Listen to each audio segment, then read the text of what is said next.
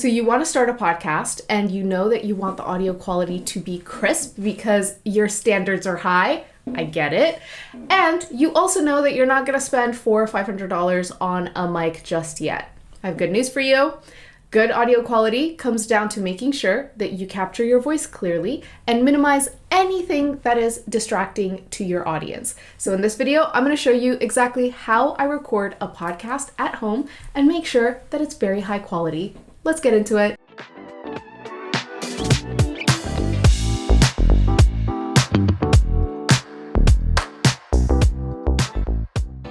I'm Huete. I'm a podcast producer and the creator of the Emerging Voices Podcasting Accelerator, and I've made some pretty big name shows like these, and on a lot of these shows, I have to tell you, we were doing some very smart things and we didn't necessarily use the most expensive tech in order to make these shows. Some of these shows, yes, we did. But I'm going to share with you how some of these shows I contributed to from my apartment and did it in a way that was very affordable and that anybody can do. So first things first, your mic matters, but probably not as much as you think it does.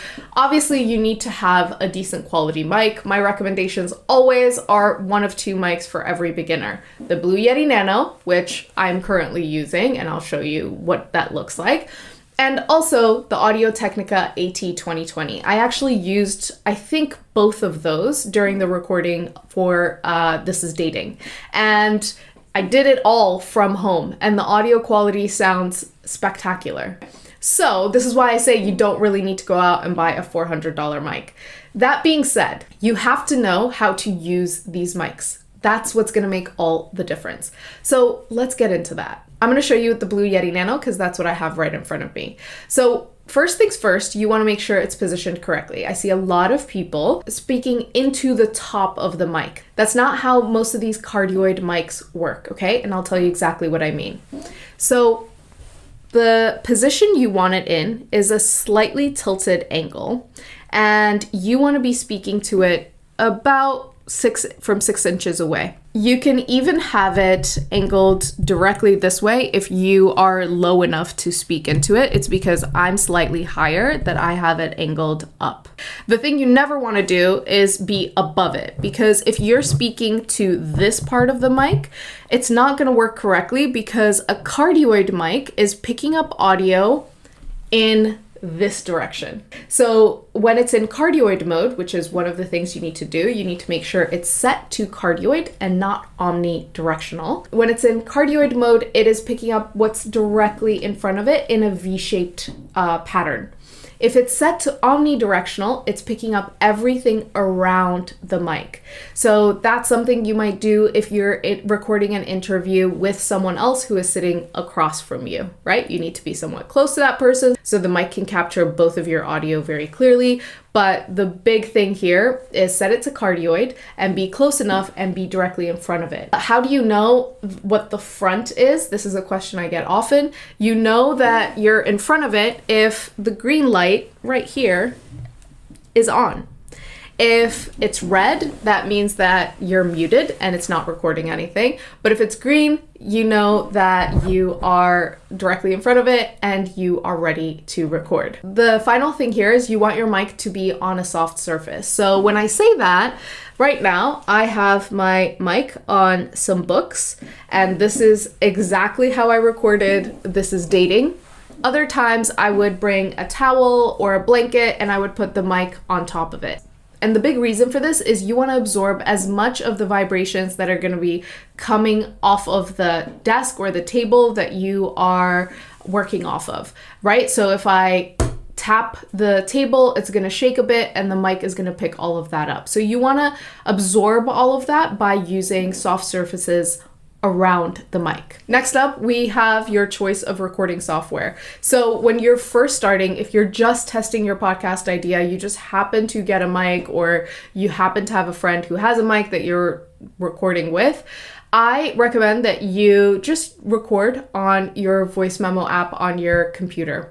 And I say this because if you're testing, it's not worth you actually signing up for a recording software.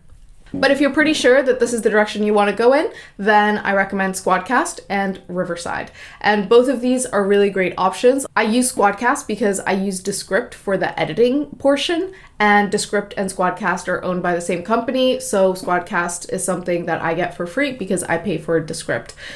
Riverside also has an editing software built in. I just think Descript is way better. So when I record, I use Squadcast. So this is basically what Squadcast looks like from the inside. You log in and you have all of your sessions here. You create a new session and you start recording. Hi, it's Huey. If I had someone else on the show, they would show up next to me. This is basically what it's like to record in Squadcast. And then I'm going to show you what it is like to edit in Descript. This is just a recording I made to check the microphone for my students. So I said, all right, and I don't actually want that, and I want to remove that. You'll see it shows up here and also here. We can just delete, and deleting the word helps you delete the actual audio and video. So this is how Descript works. Now, things you want to make sure that you do when you're recording in Squadcast, you want to make sure that your audio is not set to default Blue Yeti Nano, for example, or default whatever the name of your mic is. And the reason for that is, for whatever reason, it's not actually picking up your microphone, it's picking up the computer's audio. So if it says default, I would switch it to the name of your actual microphone, and you will see a significant improvement in quality once you do that. I will tell you, it's really important that you use headphones, ideally wired headphones, when you're recording on something like Squadcast or Riverside. Part of that is so that you don't capture the other person's audio on your track. But the other piece of this is that it reduces any sort of echo or distortion that might happen if you're using no headphones or wireless headphones. So this is also something that you can indicate to Squadcast in your green room before you go in. So you're now in Squadcast, you're ready to record, and the question becomes, okay, so am I making a video podcast? Because this app clearly records high quality video as well as high quality audio. The reason I don't recommend making a video podcast as a beginner is because it just adds a level of complexity that makes it hard for you to actually follow through on all of the steps needed for you to bring your podcast to life, especially if you're someone like me who really wants to create something that's of a high quality. So we are capturing video, and most of this video we're going to ignore and just use clips on social from the interview or from the solo episode that we recorded to promote our podcast or to increase awareness that this podcast even exists. So then, how should you frame yourself to make sure that you have high quality video?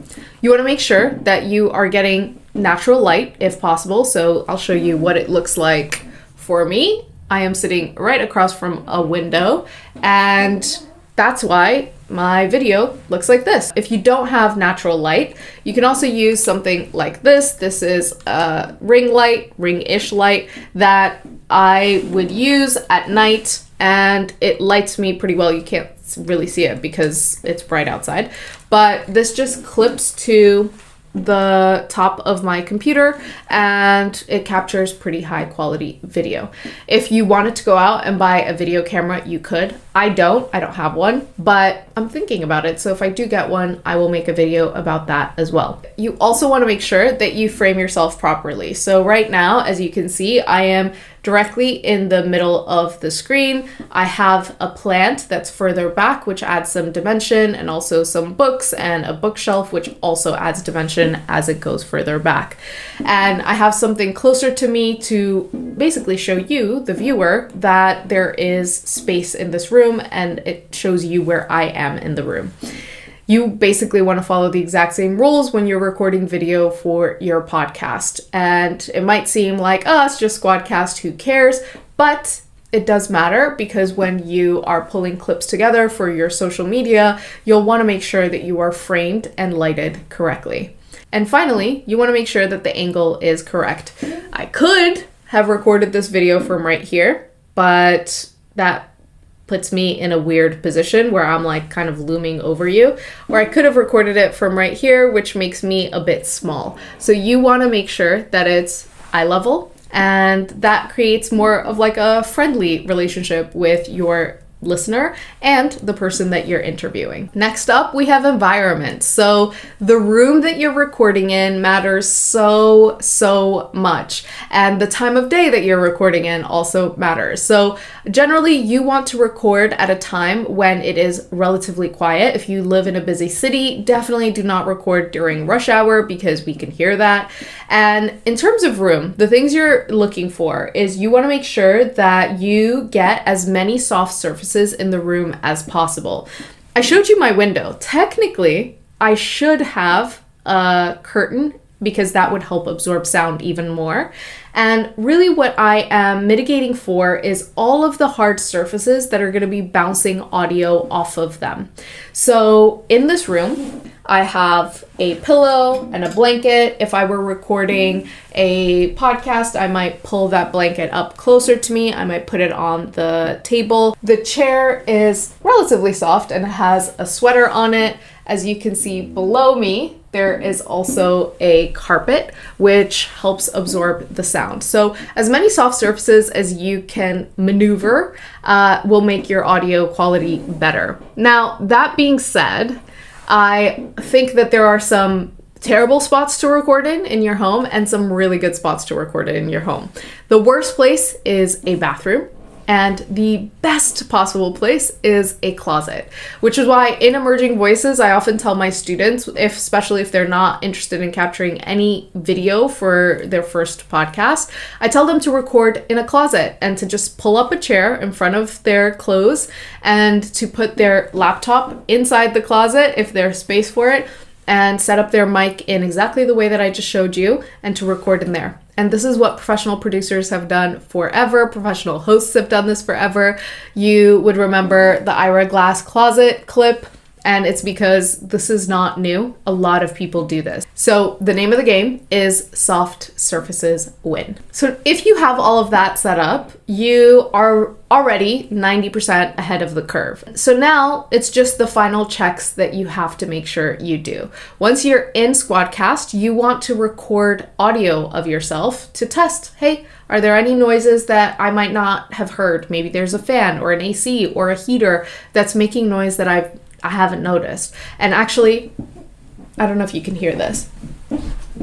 My chair makes noise, so that's something that I would want to switch out if I was trying to record a high quality podcast. So once you go in there, you have your headphones plugged in, you want to make sure your mic is checked off, and you want to record 10 seconds of audio, maybe a little bit more, and you want to speak into the mic and hear how you sound.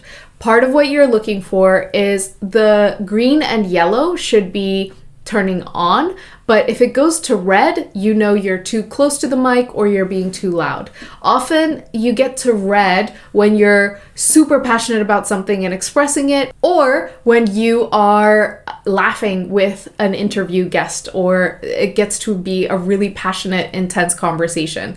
So if you know that you have a tendency to get super loud, you want to make sure that you get further away from the mic so that your natural voice, your usual way of communicating comes through, and you're not contorting yourself to be softer just so that you can be closer to the mic. Does that make sense? I hope so. All right, now that you know how to record an episode, your next step is to actually hit record, okay? And in order to do that, you might need to have written a script that you feel confident about. If you haven't watched the video on how to do exactly that, go to the video description. We will have it there. Now, there's so many other parts to actually making a good podcast, like how to sound confident as a host, how to ask really good questions, how to edit the episode. So if you want me to make a video on any of those things, make sure you leave a comment below and I will do just that. And if you want more from me, download the 10-step guide to launching your podcast, and I will see you in the next episode.